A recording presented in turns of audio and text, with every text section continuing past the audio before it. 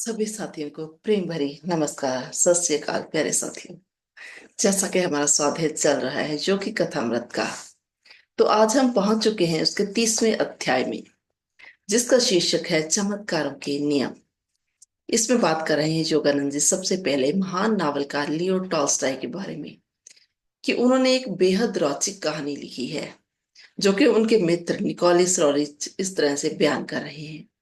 वो कह रहे हैं, एक टापू पर तीन बुजुर्ग बैरागी रहते थे। वो इतने भोले भाले थे कि उनको केवल एक ही प्रार्थना आती थी। हम तीन हैं, तुम तीन हो, हम पे दया करो। वो कहते इस प्रार्थना के दौरान अनेकों चमत्कार होते थे।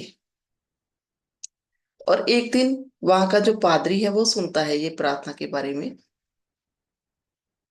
और वो देखता उसके दिमाग में आता है कि कैसी ये बेतुकी सी प्रार्थना है, किस तरह की वो प्रार्थना करते हैं। तो वो पहुंच जाता है उस टापू पर उन वैरागियों के पास, और उनको कहता है कि तुम्हारी ये जो प्रार्थना है ना, तुम करते आ रहे हो, ये मर्यादा पूर्ण नहीं है। तो मैं तुम्हें कुछ जो प्रार्थनाएं हैं वो सिखाता हूँ। जो उस वक्त प्रचलित प्रार्थनाएं थी वो उन्हें सिखाता है। अब वो सिखाकर फिर किश्ती पर सवार होकर चला जाता है वहां से। लेकिन अचानक ही, अभी वो किश्ती में होता ही है कि वो देखता है उसके पीछे एक चमकदार रोशनी आ रही है। और जब वो रोशनी नजदीक आती है तो वो देखता है तीनों बैरागी एक दूसरे का हाथ पकड़े हुए किश्ती के बराबर पहुंचने के लिए पानी की लहरों के ऊपर दौड़े चले आ रहे हैं। और जब वो पास पहुंचे पादरी जी के, तो वो ऊंची आवाज में बोलते हैं कि आपने जो प्रार्थनाएं हमें सिखाई थी हम भूल गए हैं, कृपया फिर से हमें सिखाएं। तो उनको देखकर जो पादरी है वो तो पहले ही भयभीत और हैरान हो चुका है देखकर। तो वो कहता है, प्यारे भक्तों, आप अपनी पुरानी प्रार्थना ही करते रहे। यानी वो जान चुका था कि ये तो पहुंच चुके हैं, ये तो सिद्ध पुरुष हो चुके हैं, तो इनको कोई भी प्रार्थना सिखाई नहीं जा सकती है। अब यहाँ पर योगानंद जी कह रहे हैं, प्रश्न उठेगा हमारे मन में कि वो जो तीन बैरागी थे वो पानी के ऊपर किस तरह से दौड़ सके, और ईसा मसीह जी ने सूली ऊपर लटकाए शरीर को किस तरह से पुनर्जीवित किया था, और लाड़ी मास्टर और श्री युक्तेश्वर जी ने अपनी जिंदगी के दौरान अनेकों चमत्कार किए, वो किस तरह से कर पाए ये चमत्कार। तो अब वो बता रहे हैं कि आधुनिक विज्ञान के पास अभी हाल की घड़ी इसका कोई उत्तर नहीं है, जबकि अणु युग के आगाज से विश्व मन के दायरे और ज्ञान में बहुत बढ़ोतरी हो चुकी है। और मनुष्य की शब्दावली से अब असंभव शब्द धीरे धीरे महत्वहीन होता जा रहा है। वो कहते हैं, वेद शास्त्र कहते हैं कि भौतिक जगत माया के एक मूल सिद्धांत के तहत काम करता है, और वो है सापेक्ष और द्वैत का सिद्धांत। परमात्मा और सभी जीव संपूर्ण रूप में एक इकाई हैं, जिन्होंने सृष्टि के अलग अलग और अलग अलग अभिव्यक्तियों को प्रकट करने के लिए लिबास पहने हुए हैं, झूठे लिबास, अवास्तविक लिबास। और ये जो अवास्तविक लिबास हैं, इनको ही कहा है माया। आगे वो बात करते हैं कि न्यूटन की गति का नियम माया का ही एक नियम है। क्रिया और प्रतिक्रिया बिल्कुल बराबर होती हैं, सिर्फ एक ही शक्ति का होना असंभव है। बराबर और परस्पर विरोधी शक्तियों का जोड़ा ही होना चाहिए, और हमेशा ही वो कहते हैं होता है। जैसे कि उदाहरण के तौर पर बिजली खींच और विकर्षण के कारण जो है वो पैदा होती है। इसके इलेक्ट्रॉन और प्रोटॉन, बिजली परस्पर विरोधी जो है आवेग हैं। भौतिक शास्त्र, रसायन शास्त्र या किसी और विज्ञान का कोई भी नियम कभी भी अंतर्विरोधी या आपस विरोधी तत्वों से मुक्त हमें नहीं मिलता। इसलिए भौतिक विज्ञान माया से बाहर जाकर नियम नहीं बना सकता, क्योंकि सृष्टि का मूल ताना बाना ही माया है। कुदरत अपने आप में माया है। कुदरत के विज्ञानी के पास केवल कुदरत के तत्वों का अध्ययन और उनको प्रयोग करने के अलावा और कोई चारा ही नहीं है। और अपने क्षेत्र में कुदरत सदैवी और अनंत है। वो कह रहे हैं, भविष्य में वैज्ञानिक उसकी अलग अलग तरह की अनंतता के एक के बाद दूसरा नियम खोजने के ज्यादा और कुछ नहीं कर सकते। इसलिए विज्ञान हमेशा के लिए परिवर्तनों में से गुजरता रहेगा और आखिरी सच्चाई तक कभी नहीं पहुंच पाएगा। वैज्ञानिक पहले से मौजूद कार्यशील ब्रह्मांड के नियमों का तो पता लगाने के समर्थ हैं, लेकिन नियम बनाने वाले कर्ता और उसके संचालक विधाता को ढूंढने के वो योग्य नहीं है। गुरुत्वाकर्षण और बिजली शक्ति के तेजस्वी प्रदर्शनों का तो पता चल गया है, लेकिन गुरुत्वाकर्षण और बिजली शक्ति है क्या, ये कोई मनुष्य नहीं जानता। हजारों सालों से पैगंबरों ने सृष्टि के द्वंद से ऊपर उठकर उसके पीछे सर्वशक्तिमान के साथ अखंड एकता को पहचानना ही मनुष्य के लिए सर्वोच्च आदर्श जो है वो रखा है। और जो लोग माया से लिपटे रहते हैं उनको ध्रुवता के नियम को स्वीकार करना ही पड़ेगा।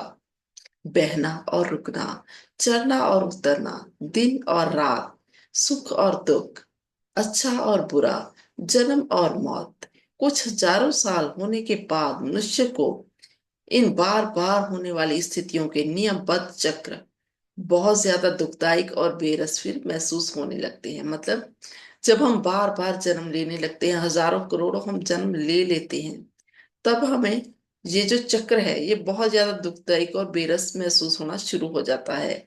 और फिर हम माया की मजबूरियों से आगे जाने की कोशिश करते हैं। फिर वो कहते हैं माया का पर्दा हटाने का मतलब है सृष्टि के रहस्य को जानना। और जो मनुष्य इस सृष्टि के रहस्य को जान लेता है वो है अद्वैतवादी। आगे वो कहते हैं कि माया खत्म कैसे हो सकती है, ये केवल निर्विकल्प समाधि से ही खत्म हो सकती है माया।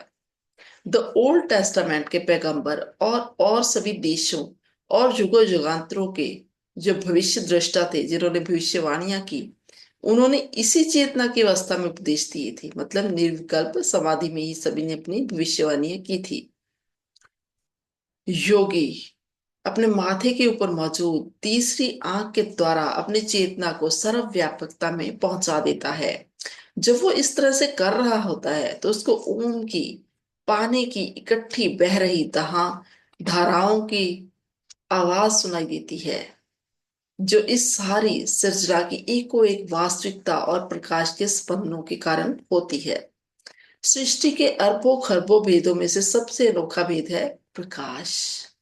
आवाज तरंग संचार के लिए हवा या किसी और भौतिक साधन की जरूरत होती है, लेकिन प्रकाश तरंग ग्रहों के बीच में से स्थित खला में से भी मुक्त रूप से सरलता के साथ संचार कर सकती हैं। कुदरत की सभी पेशकारियों में से प्रकाश से सबसे ज्यादा सूक्ष्म और भौतिक निर्भरता से मुक्त है। बाद में वो कहते हैं जब आइंस्टाइन ने अपना एकीकृत सिद्धांत पेश किया, एक ही हिसाब के सूत्र में गुरुत्वाकर्षण और बिजली चुंबकीय नियमों को मिलाने का उसने यत्न किया, तो वो कहते हैं आइंस्टाइन युग युगांतरों को पार करके उन ऋषियों की कतार में शामिल हो गई जिन्होंने सृष्टि का एक ही आधार होने की घोषणा की थी। हर वक्त परिवर्तनशील माया।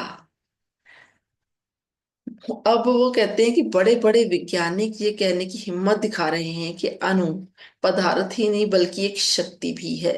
और साथ ही वो ये भी कह रहे हैं कि अणु की शक्ति का स्वरूप मूल तौर पर आत्म तत्व मतलब मनोमय है।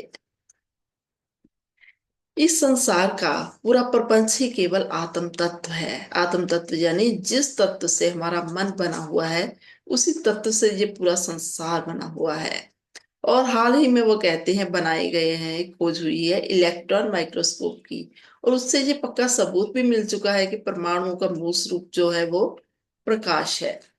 आगे वो कहते हैं द मिस्टीरियस यूनिवर्स, ये बुक है रहस्यमयी ब्रह्मांड इसका नाम है। इसमें सर जेम्स जीन्स लिखते हैं कि अब ब्रह्मांड विशाल यंत्र की बजाय एक विशाल विचार प्रतीत होने लगा है। इस तरह से वो कहते हैं 20वीं सदी का विज्ञान प्राचीन वेदों की भाषा बोलने लग पड़ा है।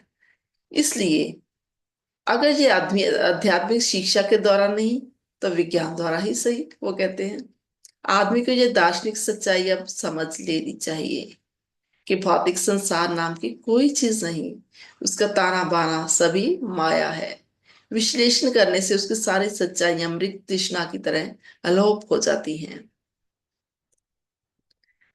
और फिर वो कह रहे हैं कि गणित में प्रकाश रफ्तार इसलिए स्थिर या बराबर नहीं है कि 1,86,300 मील प्रति सेकंड की संख्या अपने आप में पूर्ण है, बल्कि इसलिए है कि कोई भी पदार्थ कभी उस रफ्तार को प्राप्त नहीं कर सकता, क्योंकि उसकी रफ्तार के साथ उसका वस्तुमान जो है वो बढ़ता चला जाता है। दूसरे शब्दों में हम कह सकते हैं कि केवल इस तरह का पदार्थ प्रकाश की रफ्तार के साथ जा सकता है जिसका वस्तुमान अनंत हो। और ये धारणा वो कह रहे हैं हमें चमत्कारों के नियमों के और नजदीक लाती है। वो पूरा भी एक्सप्लेन हमको कर रहे हैं किस तरह से चमत्कार होते हैं, वो उसके नजदीक जा रहे हैं। वो कह रहे हैं सिद्ध पुरुष जो अपने शरीर को या और चीजों को प्रकट या गायब कर सकते हैं, उनमें प्रकाश की गति के साथ संचार करने की और सृजनात्मक प्रकाश किरणों को प्रयोग में लाकर किसी भी वस्तु को झटपट प्रकट कर देने की शक्ति इसलिए होती है क्योंकि उन्होंने इस नियम की इस शर्त को पूरा कर लिया होता है। कौन सी शर्त को? कि उनका पदार्थ शरीर जो है वो अनंत है। आगे वो कहते हैं कि हर युग के सिद्ध पुरुष अग्निशिखा और प्रकाश के रूप में ही ईश्वर के प्रकट होने की बात कहते हैं कि ईश्वर जो है वो प्रकाश है। और जो योगी अखंड ध्यान के द्वारा अपनी चेतना को परम चैतन्य के साथ मिला सकता है, वो प्रकाश प्राण शक्ति को सृष्टि के आधार तत्व के रूप में देखता है। फिर उसके लिए पानी के ऊपर सामने आने वाली किरणें या जमीन बन के सामने आने वाली किरणों में कोई फर्क नहीं होता। पदार्थ चेतना और भौतिक जगत के तीन मापदंडों से और चौथे समय का मापदंड से मुक्त होकर सिद्ध पुरुष अपने शरीर को पृथ्वी, जल, अग्नि, वायु और प्रकाश की किरणों में से या उनके ऊपर से आसानी से कहीं भी ले जा सकता है। इसलिए अगर हमारी आंख एक हो जाए तो हमारा शरीर, वो कहते हैं, प्रकाश से भर जाएगा।